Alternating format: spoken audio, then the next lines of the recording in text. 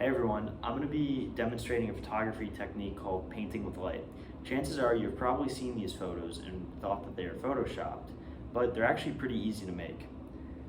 You could do this with a digital camera like the one I have here, or a film camera. You could even use your iPhone if you play with the settings a little bit. I have a slideshow of some work that I have done. I took a lot of these pictures for a photography class I took in high school. So to start off, I'm just going to talk a little bit about the camera.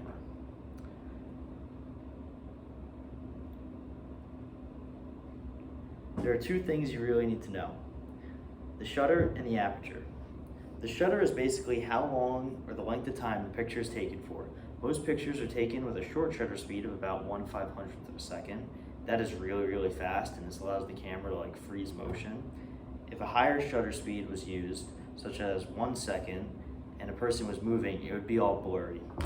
So to take these pictures, we leave the shutter open for about 10 seconds. This is called a long exposure. When you leave the shutter open on a camera, it allows light in. Too much light let in overexposes the image. This makes it really light and white and blown out. You can see it right over there. So all these pictures that I took, they all had to be taken at night. So here you can see the camera picking up the light trails from the cars. The headlights are white and the taillights are red. So basically everything that happens in front of the camera is recorded onto one image. This allows us to paint with light.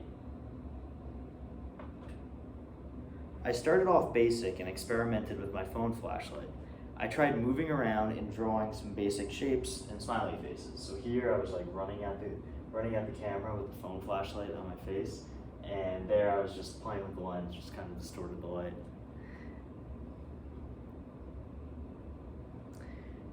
Here I was experimenting with some different shutter speeds to get an idea of what each looks like. So this is 4 seconds, and this is 1/6 of a second. So it's open for a long time, a lot of light is let in, open for a short amount of time, just a little bit. You can see the light trails right there.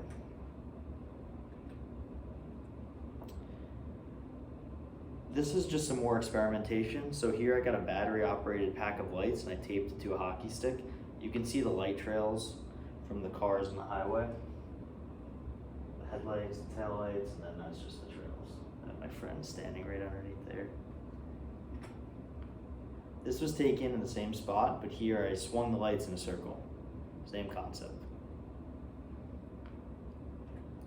So here I set the shutter to be open for about 1.5 seconds, and then I shook the camera. It picked up these light trails and created a very abstract image. I think this was me sitting at a stoplight. There's the red and green lights, and I just shook the camera. It creates these weird abstract images.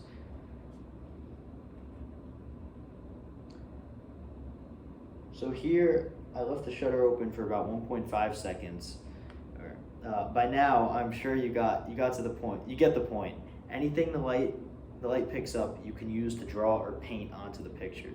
So here I experimented a bit more and created my own tools. I wanted to make a lightsaber, so I got a flashlight and clear plastic tube and some colored filters to get this effect.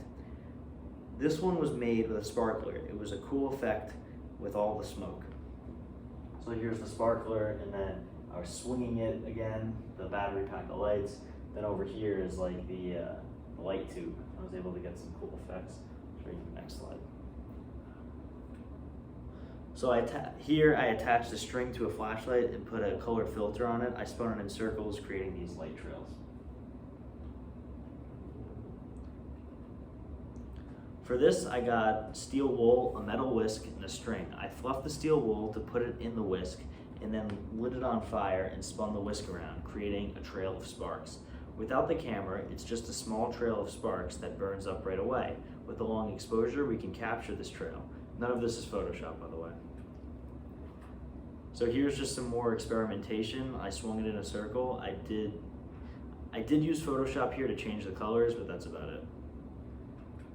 Here's some more experimentation. I was just trying some different camera settings and perspectives. So here, this is This is me holding like a little snow toboggan while my friend was like throwing sparks at me. This was taken on a frozen lake at night. So these are some pictures I took last year while I was standing. This person was standing and I was behind them with the light. I was trying to capture the silhouette. There's just a few of these. That's Mount Hope Bridge. All right, so now I'm gonna actually show you how to create these, and I need a volunteer, so my volunteer is gonna step up. Please bring your phone. Stay right there. Perfect. All right, so turn on your phone, your flashlight, yep, and I want you to make some like swirlies, and then we'll try to make a smiley face, all right? So I'm gonna leave the shutter open for 8 seconds. I'll tell you when to begin. Ready, go. Make some swirlies.